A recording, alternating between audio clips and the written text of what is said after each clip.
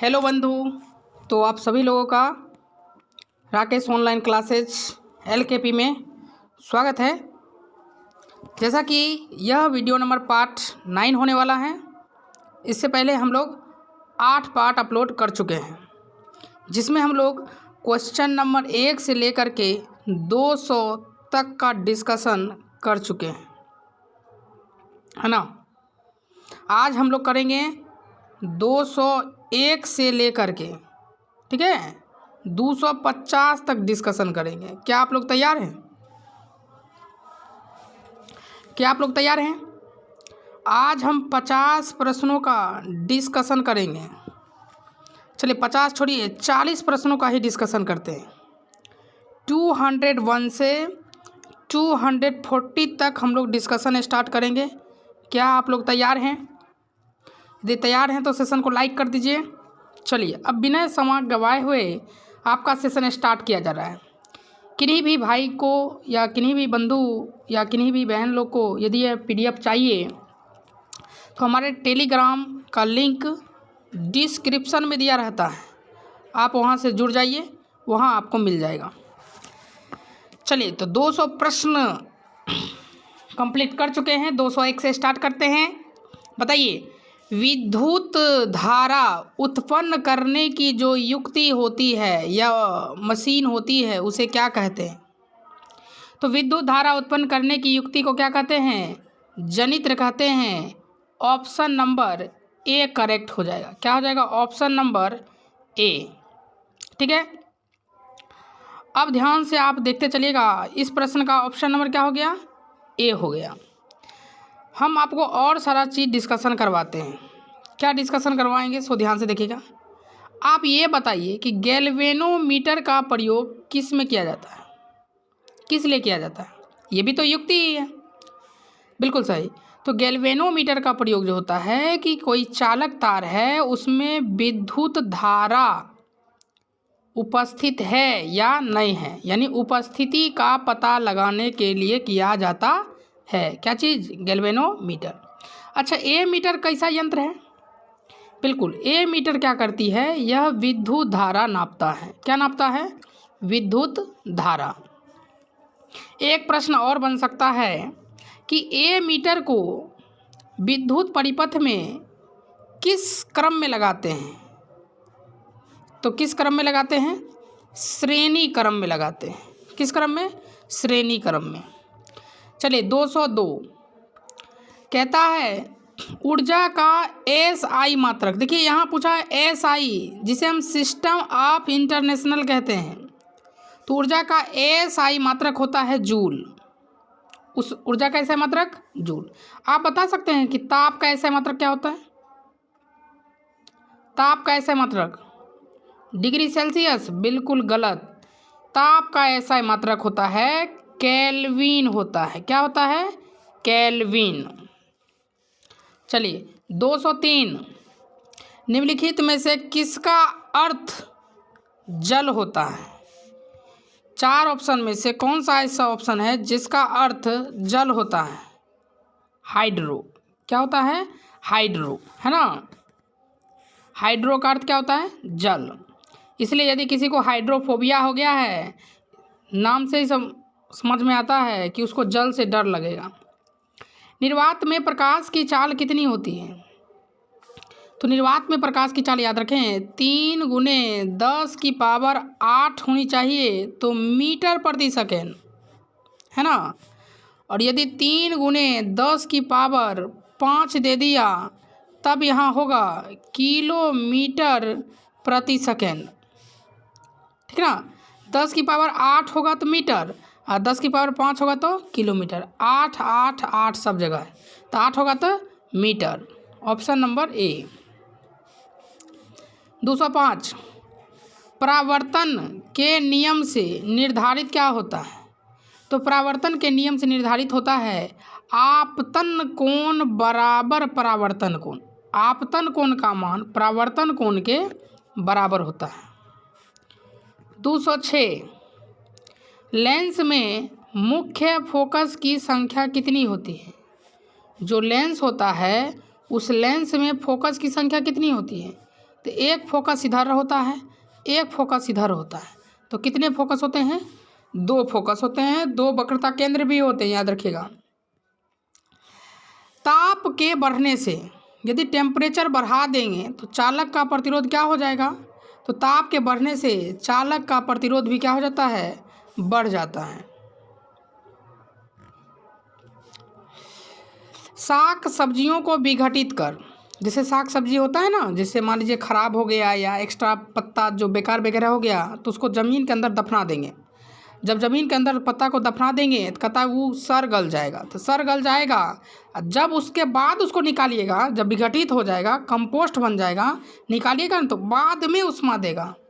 तो बाद में उष्मा देने वाले को ऊष्माक्षेपी कहते हैं, यानी वैसी रासायनिक अभिक्रिया जिसमें उष्मा का उत्सर्जन होता है उसे ऊष्माक्षेपी कहते हैं।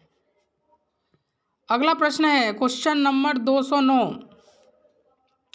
उपचयन, बहुत अच्छा क्वेश्चन है। उपचयन वह प्रक्रिया है, देखिए यदि हम कार्बन में ऑक्सीजन को जोड़ देते हैं, ये जो ऑक्सीजन जोड़ते हैं ना, जिससे हमें CO2 बन जाता है, कार्बन डाइऑक्साइड गैस बन जाता है ना। हमें नहीं बनता है जी, वायुमंडल में बनता है, कार्बन डाइऑक्साइड गैस बन जाता है।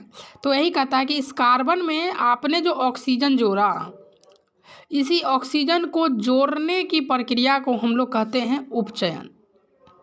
तो उपचयन प्रक्रिया में होता क्या है? तो उपचयन प्रक्रिया में ध्यान से देखिएगा क्या क्या होता है। पहला नंबर, ऑक्सीजन का योग भी होता है और हाइड्रोजन का वियोग भी होता है। जैसे यदि हम जल में हीट कर दें तो ये क्या होगा? H2 अलग हो जाएगा, O अलग हो जाएगा। तो यहाँ ऑक्सीजन के साथ हाइड्रोजन था, लेकिन यहाँ पर देखिए ऑक्सीजन के साथ हाइड्रोजन अलग हो गया, तो इसे वियोग कहेंगे। और इलेक्ट्रॉन का त्याग भी होता है, इसलिए ऑप्शन नंबर बी याद रखिएगा, ठीक है, डी नंबर होगा। विद्युत अपघटन में इलेक्ट्रॉन मुक्त होता है किस पर? जैसा कि हर एक वीडियो में हम आपके लिए प्रश्न छोड़ते हैं, यह प्रश्न आपके लिए रहा। आप इस प्रश्न का उत्तर कमेंट कीजिए, हम आपके कमेंट को पिन करेंगे। क्या करेंगे? पिन अप करेंगे, यदि आपका सही उत्तर रहता है तब। सक्रियता श्रेणी में जो सक्रियता श्रेणी होती है, ऊपर में पोटेशियम, सोडियम, है ना, इस प्रकार से जो सक्रियता श्रेणी होती है, कहता है सबसे अधिक क्रियाशील कौन होता है? तो सबसे अधिक होता है पोटेशियम, जो कि पोटेशियम यहाँ से यहाँ तक में दिखाई नहीं दे रहा है, तो उसके नीचे हो गया सोडियम, तो ऑप्शन क्या हो जाएगा? सोडियम। 212 एल्डिहाइड श्रेणी क्या है? एल्डिहाइड। देखिए चलिए सबका नाम बताते हैं। ये जो एकल बंध OH है, इसे हम एल्कोहल कहते हैं। क्या कहते हैं? एल्कोहल कहते हैं। और जो CHO है, इसी को हम लोग कहते हैं एल्डिहाइड कहते हैं। अच्छा, COH को क्या कहते हैं? अम्ल कहते हैं। क्या कहते हैं? अम्ल। CHO नहीं होता है, CHO होता है, COH नहीं, CHO। ठीक है, तीनों नाम याद हुआ? अल्कोहल, एल्डिहाइड, कार्बोक्सिलिक अम्ल या अम्ल। अगला चलिए, 1 पिकोमीटर बराबर होता है, पिको मतलब पीटो, कितनी बार पीटो? 12 बार, है ना। अब 12 ऑप्शन यहाँ भी है, 12 यहाँ भी है, नीचे तो दे 10, ये बेस है, बेस तो सेम ही रहेगा, बेस में कोई दिक्कत नहीं है, आपको बेस देगा ही 10। लेकिन पिको माने याद रखिए पीटिए, कितना बार पीटिए? 12 बार। अब बताइए किसी को पीटिएगा 12 बार तो लॉस में रहेगा कि प्रॉफिट में रहेगा? लॉस में रहेगा, तो लॉस माने माइनस, आप इसे याद रख सकते हैं। 215 निम्नलिखित में कौन नर युग्मक है? तो नर युग्मक कौन है? शुक्राणु। मादा युग्मक कौन है? अंडाणु। और शुक्राणु अंडाणु जहाँ मिलते हैं उसे क्या कहते हैं? फैलोपियन नलिका। फिर से, नर युग्मक कौन है? शुक्राणु है। मादा युग्मक कौन है? अंडाणु। और जब ये दोनों जहाँ मिलते हैं, इसके निषेचन की क्रिया कहाँ होती है? फैलोपियन नलिका में। जिबरेलिन क्या है? तो जिब्रेलिन एक हार्मोन है। क्या है? हार्मोन। पादप में फ्लोएम उत्तरदायी है। देखिए पादप में ना 2 उत्तक पाया जाता है। एक उत्तक को कहते हैं जाइलम, एक उत्तक को क्या कहते हैं? जाइलम बोलते हैं, और एक उत्तक को क्या बोलते हैं? फ्लोएम बोलते हैं। एक उत्तक को जाइलम और एक उत्तक को फ्लोएम बोलते हैं। जाइलम क्या करता है, तो आप इसे ऐसे याद रख सकते हैं, जौ से जाइलम, जौ से जल का वहन करता है। तो जाइलम क्या करता है? जल का संवहन करता है। जबकि फो से फ्लोएम, अब फो से ही होता है फूड, फूड माने भोजन, तो फ्लोएम क्या करता है? भोजन का संवहन करता है। तो यहाँ हमें यही पूछा है कि फ्लोएम का संवहन कौन करता है? तो भोजन। कहता है पत्तियों का मुरझाना, पेड़ पौधा में पत्ती जो होता है मुरझाने लगता है, कहता है किस हार्मोन के कारण? तो उसमें जो होता है एब्सिसिक अम्ल की मात्रा के कारण होता है। कौन सा अम्ल? एब्सिसिक अम्ल, एब्सिसिक अम्ल। ऐसे आप याद रख सकते हैं, इस सब जितना अम्ल है सब पेड़ पौधा में पाया जाने वाला है, याद कर लीजिए। ऑक्सीन, जिब्रेलिन, साइटोकाइनिन, एब्सिसिक अम्ल। चलिए 219, 2 तंत्रिका कोशिका के मध्य खाली स्थान को क्या कहते हैं? बहुत बार क्वेश्चन आ चुका है। क्या कहते हैं? सिनेप्स या सिनेप्टिक दरार। अच्छा, ये जो तंत्रिका कोशिका है मानव शरीर में सूचनाओं का आदान प्रदान करने का कार्य करता है। तंत्रिका क्वेश्चन से एक क्वेश्चन और होगा कि मानव शरीर की, चाहे वह मेल हो या फीमेल हो, ये सबसे लंबी होती है। सबसे लंबी कोशिका कौन सी होती है? तंत्रिका कोशिका। तीसरा क्वेश्चन हो सकता है कि तंत्रिका कोशिका के संरचनात्मक एवं क्रियात्मक, क्या मैंने बोला कि तंत्रिका कोशिका है, इसकी संरचनात्मक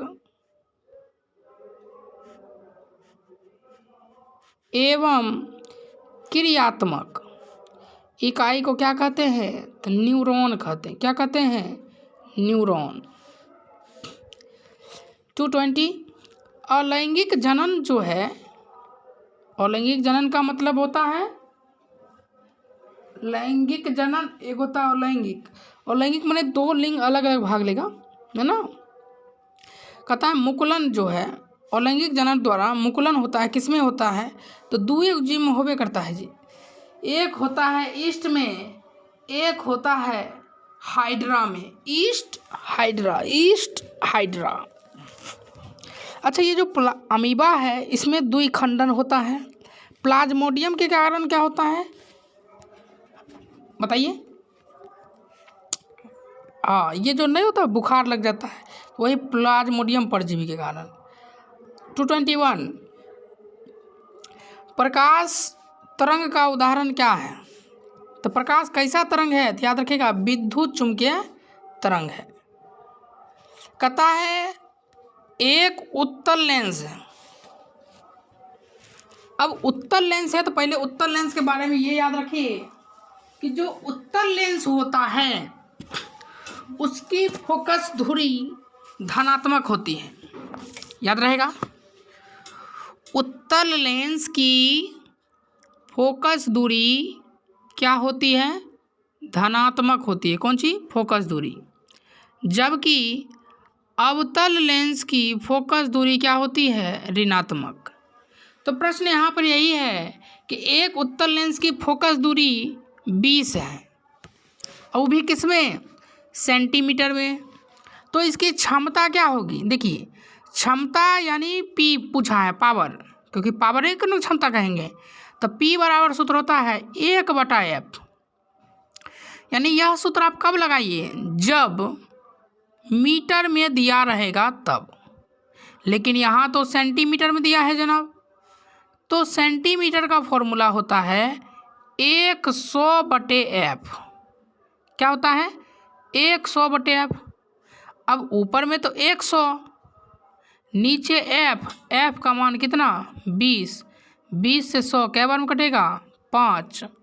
तो 5 देखिए कौन ऑप्शन में है? इसमें है 5 डायोप्टर। लेकिन उत्तल लेंस की क्षमता तो प्लस होती है ना, है कि नहीं। चलिए देखिए, लिखा हुआ चीज़ उड़ गया। मैंने आपको बताया उत्तल लेंस, उत्तल लेंस की क्षमता क्या होती है प्लस, जबकि अवतल लेंस की क्षमता क्या होती है माइनस। तो यहाँ पर है एक उत्तल लेंस की फोकस दूरी 20 सेंटीमीटर है। हमसे पावर पूछा, तो पावर का फॉर्मूला होता है सेंटीमीटर में 100/f, और f का मान कितना है 20, 20 से 100 कितनी बार में 5 बार में। लेकिन उत्तल लेंस बोला है तो उत्तल लेंस की क्षमता प्लस में होगी, इसलिए +5 डायोप्टर खोजिए। ये माइनस में है, हमको प्लस खोजना है, प्लस ऑप्शन में है, ये नहीं है। बिल्कुल करेक्ट ऑप्शन होगा ऑप्शन नंबर डी। ध्यान से देखा कीजिएगा। क्वेश्चन नंबर 223, किलोवाट घंटा बराबर होता है किलोवाट, के से किलो वाट घंटा, ये जो बराबर होता है ये होता है, या तो आप इसे एक यूनिट कह सकते हैं, एक क्या कह सकते हैं यूनिट, लेकिन इसे आप ऐसे कह सकते हैं 1000 वाट 1 मिनट।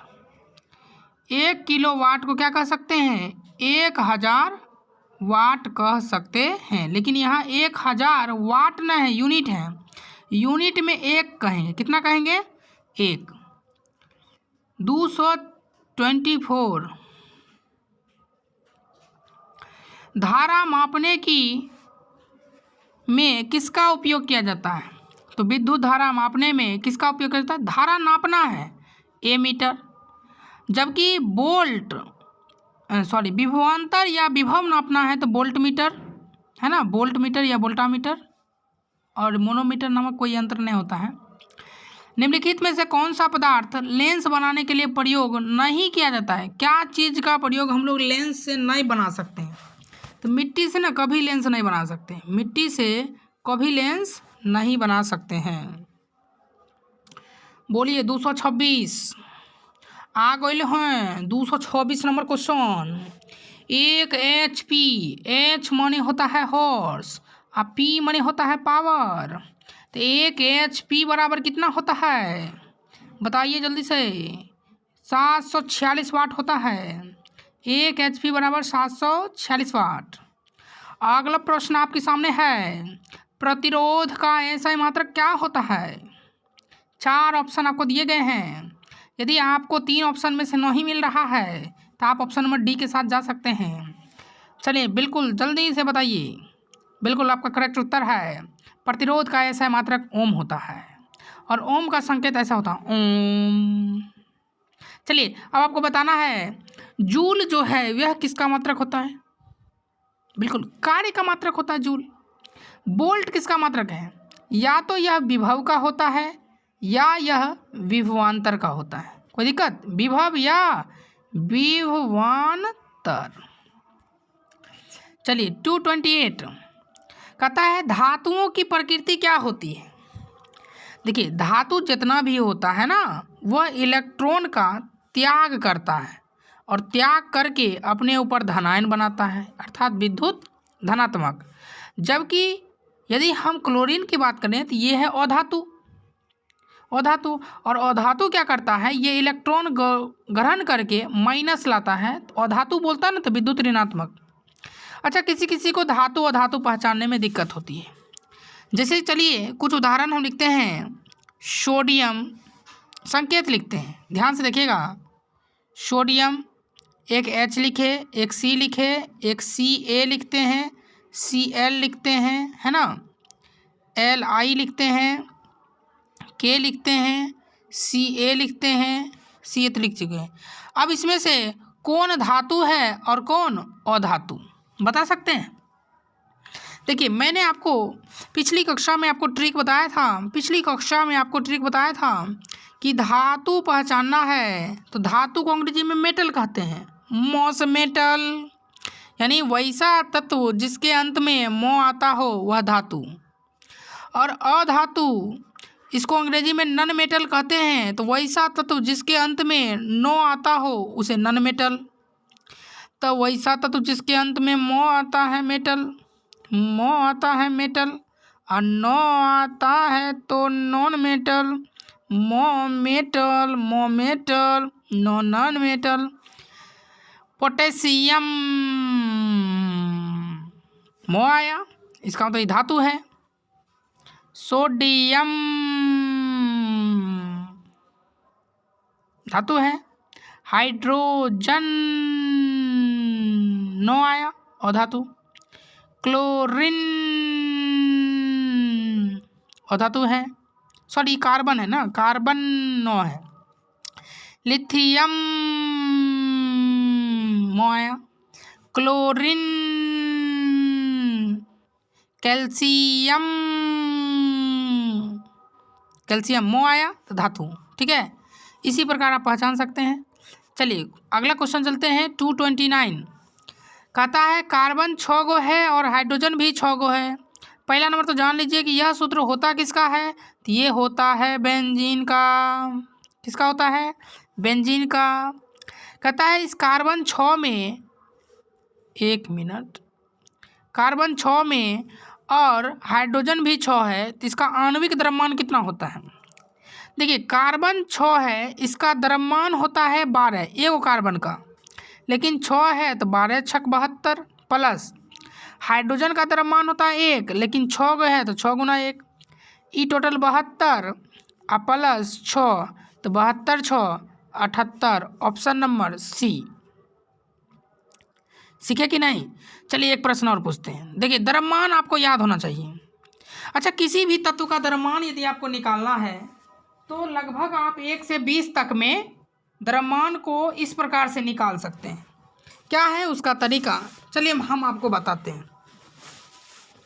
यदि आपको किसी तत्व की परमाणु संख्या याद है, जैसे एक तत्व है मैग्नीशियम, मैगी खाइए एक बार अब मांगिए बार बार, इसलिए इसकी परमाणु संख्या कितनी हो गई, 12, है ना।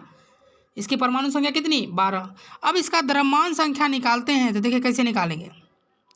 यदि यह इवेन नंबर है यानी सम संख्या है तो इसका दुगुना कर दीजिए, यही इसकी हो जाएगी द्रव्यमान संख्या। याद हुआ। चलिए हम अगले वीडियो में एक टॉपिक लाते हैं ना, ठीक है, उसमें 1 से 20 तक के तत्व के परमाणु संख्या और द्रव्यमान की संख्या को याद करने का ट्रिक लाएंगे। ग्रेफाइट, देखिए कार्बन का 3 गो अपरूप होता है। एक होता है ग्रेफाइट, कार्बन के कितने अपरूप होते हैं, 3। एक ग्रेफाइट, एक फुलरिन और एक होता है हीरा। एक ग्रेफाइट, फुलरिन और एक होता है हीरा। तो कहते हैं ग्रेफाइट क्या होता है, ऐसे अधातु का गुण है क्या कि वो कुचालक होगा, लेकिन यह ग्रेफाइट एक ऐसा है जो विद्युत का सुचालक है। विद्युत का सुचालक, बिल्कुल आप यहाँ आँख मूंद के विश्वास कर सकते हैं कि इस पर लगभग आपको 100% सही उत्तर दिया जाता है। मेरा कोशिश रहता है कि मैं आपको 99.999% सही दूं, तब पर भी यदि कभी कभार ध्यान भटक जाए या मिस्टेक हो जाए तो आप कमेंट में ज़रूर उस बात को लिख दीजिएगा कि इस प्रश्न का उत्तर गलत है, तो मैं सही करके पिन कर दूंगा। अगला है क्लोरोमीथेन का सूत्र क्या होगा, ध्यान से देखिए मीथेन का सूत्र होता है इसे CH4, लेकिन यहाँ पर कहता है क्लोरो लग गया है, जिसके कारण से क्या होगा कि एक मीथेन यहाँ एक हाइड्रोजन हट जाएगा, एक हाइड्रोजन यहाँ से क्या होगा, हट जाएगा। तो 4 गो हाइड्रोजन था, 1 गो हटेगा तो क्या गो रहेगा, 3 गो। अब इसके पीछे से जुड़ जाएगा क्लोरो यानी Cl, तो CH3Cl होगा। ऑप्शन नंबर सी हो जाएगा, बी। समझे कि नहीं। अच्छा, इस CH3 का संरचना सूत्र कैसे बनेगा, तो देखिए उसी है और इसको सजा दीजिए, सजना है मुझे, सजा दिए हाइड्रोजन को, 3 को। अब इसमें एक चीज़ और बच गया है, वो बच गया है क्या चीज़, क्लोरीन बच गया है ना, सजना के लिए। देखिए यही हो गया इसकी संरचना सूत्र। संगमरमर का रासायनिक सूत्र क्या है, बिल्कुल आसान है, क्या है, CaCO3। अच्छा, संगमरमर का अन्य नाम क्या क्या है? तो संगमरमर का अन्य नाम है चौक है। क्या है? चौक। और ये आप क्या कह सकते हैं? तो चूना पत्थर कह सकते हैं। क्या चीज़? चूना पत्थर। या और आप क्या कह सकते हैं? तो खड़िया कह सकते हैं। क्या कह सकते हैं? खड़िया। 233 निम्नलिखित में कौन विजातीय पदार्थ है? देखिए अभी अभी मैंने बताया ना, चूना पत्थर कहिए, खड़िया कहिए, संगमरमर कहिए, ये तीनों एक हैं, जबकि नमक अलग है। 234 234 ना? हाँ, ठीक ठीक। तत्वों के आवर्त का जो वर्गीकरण हो रहा था उसमें अष्टक नियम किसने दिया था? किसने दिया? न्यूलैंड ने अष्टक नियम दिया था। जबकि हम बात करें कि त्रेयक नियम किसने दिया? तो त्रेयक नियम दिया था या त्रियक नियम दिया था, किसने दिया? डोबेराइनर ने, है ना।